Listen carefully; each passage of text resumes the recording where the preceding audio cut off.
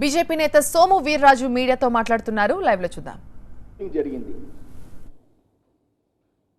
ఎక్కువ శాతం polling 2% below అదనంగా జరిగింది.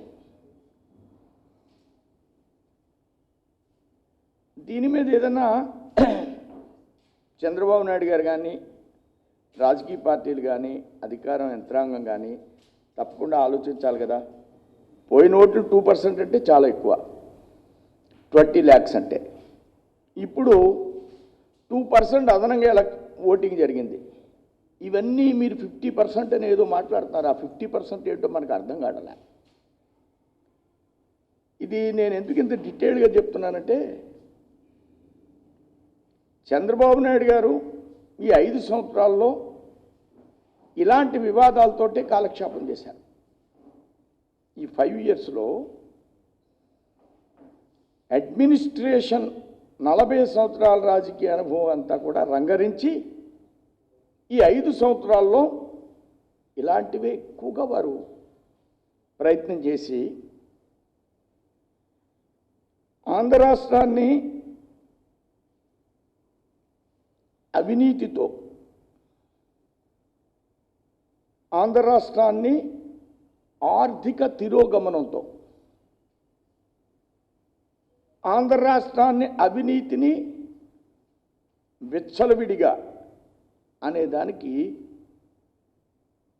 డీసెంట్రలైజేషన్, అవినీతి ఏ స్థాయికి తీసుకెళ్లారంటే కింద స్థాయి దాకా అవినీతిని తీసుకువెళ్ళిపోయారు ఆయన. అవినీతిని పై స్థాయి నుంచి టాప్ టు బాటం తీసుకువెళ్ళి దీన్ని నిరోధించలేనటువంటి పరిస్థితుల్లో కొన్ని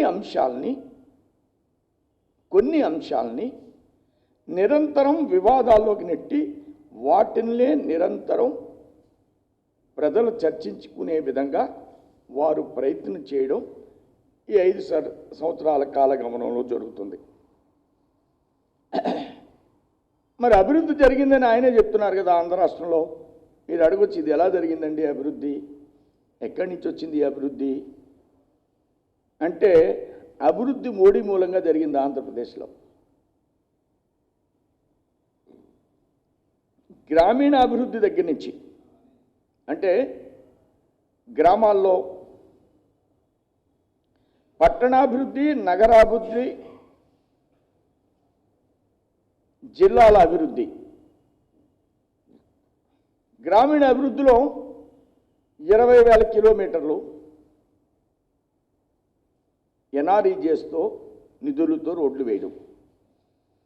ఈ 20,000 కిలోమీటర్లు కాకుండా గ్రామీణ సడక్ యోజన, ఇది వాజ్పేయి గారు ప్రవేశపెట్టినటువంటి పథకం. అదొక 5,000 కిలోమీటర్లు ఆంధ్ర రాష్ట్రంలో. ఈ 5,000 కిలోమీటర్లు కాకుండా R&B ద్వారా, నబార్డు ద్వారా ఒక 5,000 కిలోమీటర్ల రోడ్లు. ఇలాగా సిపిఓ అనేటువంటి సంస్థ, సెంట్రల్ గవర్నమెంట్ ఇది, దాని